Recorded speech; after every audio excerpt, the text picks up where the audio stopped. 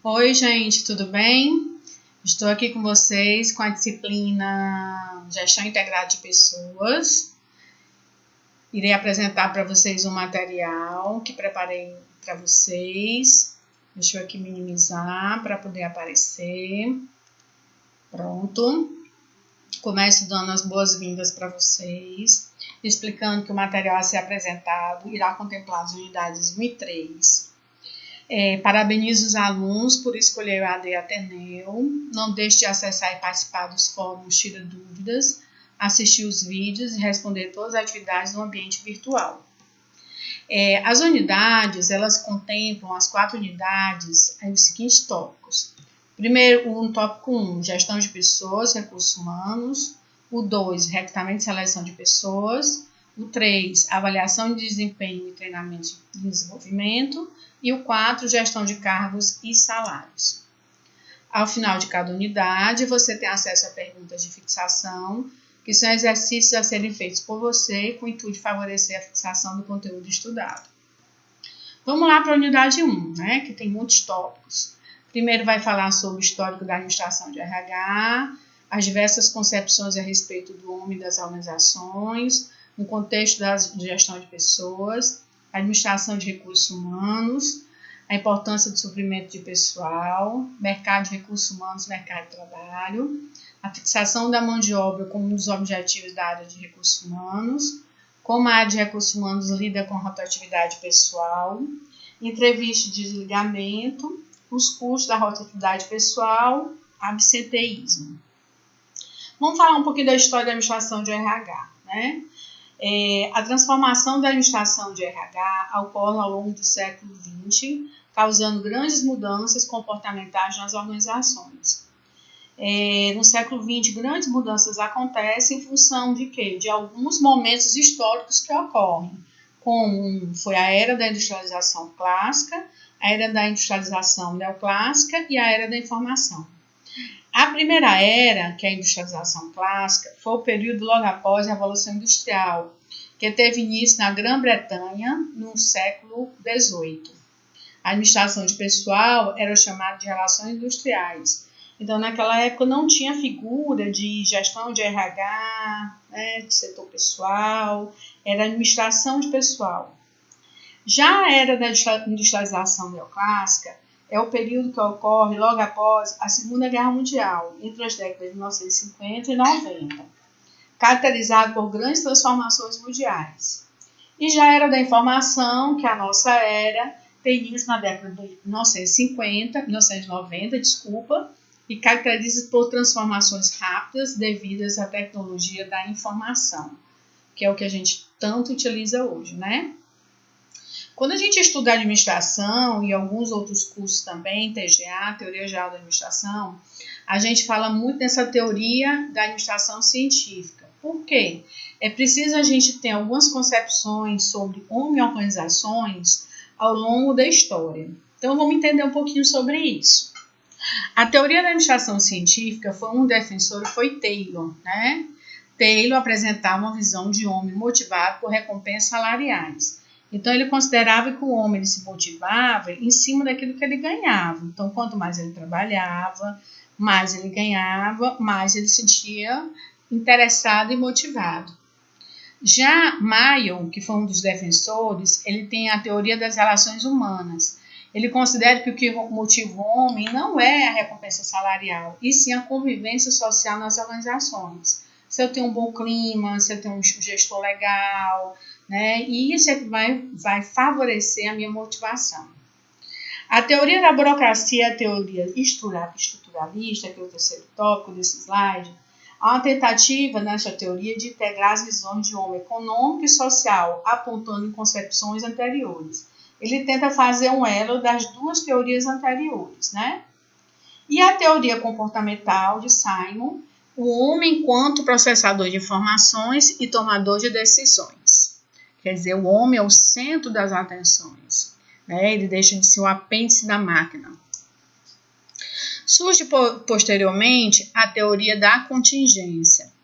O que é a teoria da contingência, gente? A teoria da contingência, tentando explicar com as minhas palavras, é compreender que as empresas, elas têm as suas especificidades, as pessoas, elas são diferentes. Então, assim, modelos diferentes necessitam ser adotados para motivar, para entender a organização, para entender os funcionários. Então, você tem que acompanhar a cultura, o clima, o comportamento daquela organização, para poder você conseguir implantar estratégias que vão ser eficazes. Ele diz, inclusive, assim, ó, a teoria da contingência, ela busca o quê? Visão de um homem enquanto microsistema individual e complexo, aponta cada pessoa com uma realidade única e distinta das demais. Nesta teoria, tudo é relativo, é uma contingência. É muito interessante essa teoria. Em relação às mudanças ocorridas na administração de RH, entenda 3 diferentes formas de atuação. Então, nós tivemos as relações industriais, que eram responsáveis por fazer cumprir as exigências legais. Depois nós tivemos recursos humanos e no momento nós temos a gestão de pessoas, onde as pessoas são consideradas parceiras da organização.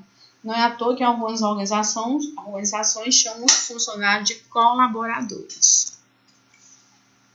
O contexto da gestão de pessoas. Sem organizações sem pessoas, certamente não haveria gestão de pessoas ou RH. As empresas são constituídas de pessoas e dependem delas para atingir seus objetivos e cumprir sua missão. Sua visão através de seus valores. E para as pessoas, as empresas constituem o meio através do qual elas podem alcançar vários objetivos pessoais. Então, já é uma visão bem atual de considerar de que o empresário, o fornecedor, o cliente, ele considera que tudo passa pelas pessoas. Então, ele é o bem mais valioso dentro da organização. Conceitos como empregabilidade e empresabilidade. Eu vou explicar com as minhas palavras o que quer dizer esses 2 conceitos. Empregabilidade é a sua capacidade de conquistar empregos e se manter no emprego. Empregabilidade vem de emprego. Então, se uma pessoa ela tem essa capacidade, ela tem o quê? Empregabilidade. Empresabilidade já é a capacidade da empresa de desenvolver talentos, de reter esses talentos, né? Tornando aquela empresa cada vez mais competitiva. Então, empregabilidade é diferente de empresabilidade. Enquanto a empregabilidade depende das pessoas, a empresabilidade depende das empresas. Administração de RH. Existem 2 princípios básicos para se atender à moderna conceituação da área de recursos humanos, né? A de RH, gente, hoje, cada vez mais, é uma responsabilidade de linha. Não é só uma responsabilidade apenas das pessoas que trabalham na área de recursos humanos. Os chefes, os gestores, os supervisores, os coordenadores, os gerentes, eles também precisam estar na cadeia de comando da área de RH. Eles precisam saber treinar, precisam saber selecionar candidatos, eles precisam compreender de benefícios, de cargos, salários. Então, a área de RH, muitas vezes, ela tem mais uma função de assessoria do que uma função de operacionalizar. Ela está assumindo cada vez mais esse papel, embora algumas empresas ainda insistam em ter um RH operacional. A importância do suprimento de pessoal. O sistema de RH funciona em 3 ciclos, né? Então, nós temos o ciclo de aquisição, provisão. Esse ciclo, ele trabalha com recrutamento, seleção e planejamento de RH.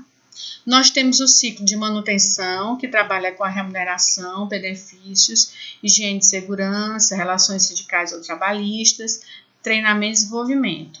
E nós temos o ciclo de dispensa, que faz a demissão, afastamento e aposentadoria.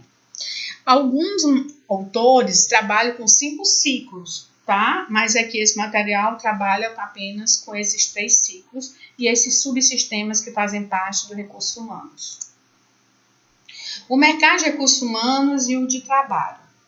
O mercado de trabalho é o conjunto das ofertas de trabalho oferecidas pelas empresas em certa época e em determinado lugar. É constituído de empresas e de suas oportunidades de emprego.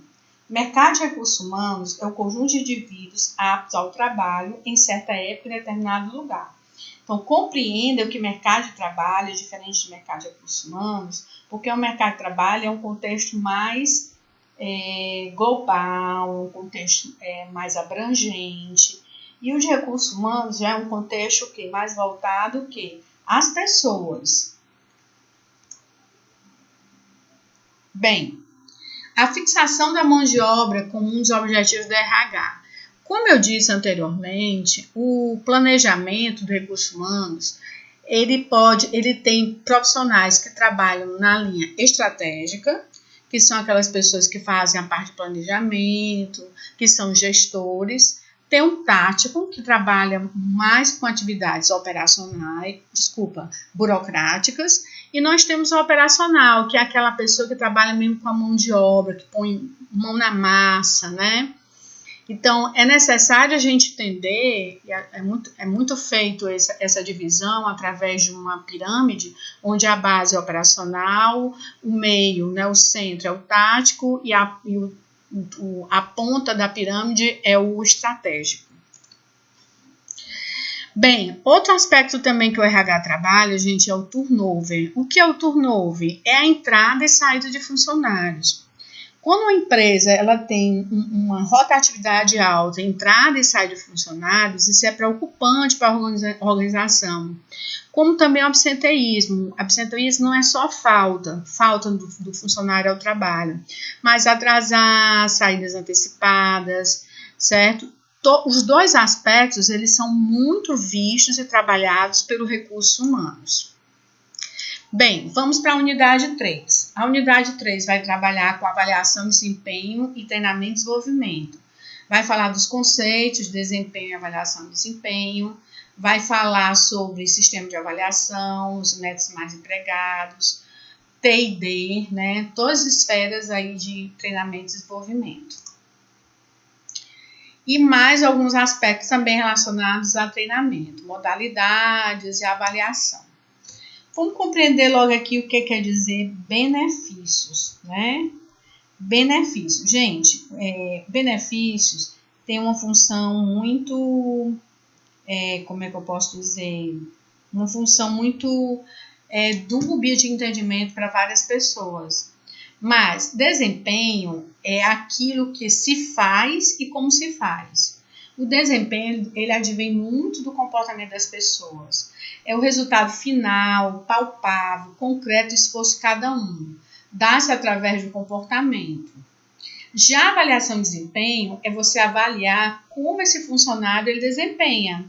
Muitas vezes você vai avaliar através de pessoas, de grupos, e a avaliação de desempenho, a proposta dela, não é demitir o funcionário, mas buscar colocar o funcionário no lugar certo, no horário certo, averiguar se ele está exercendo as atividades que condiz com o cargo dele. Então, a avaliação de desempenho, existe vários tipos de avaliação. E é importante você fazer essa avaliação de desempenho, porque através dessa avaliação, você vai conseguir proporcionar um melhor rendimento para o funcionário e para a empresa. Existem vários métodos empregados, né? Aqui tem alguns ditos: verbal, escrito, escala gráfica, o método da escolha forçada, o método de pesquisa de campo, dos incidentes críticos, o modelo 360 graus e a PPO. Está aqui o modelo de escolha forçada. Esse modelo aqui é um modelo de um relatório de avaliação de desempenho, onde o próprio nome já está dizendo, você vai ter que escolher algo positivo ou negativo daquele funcionário.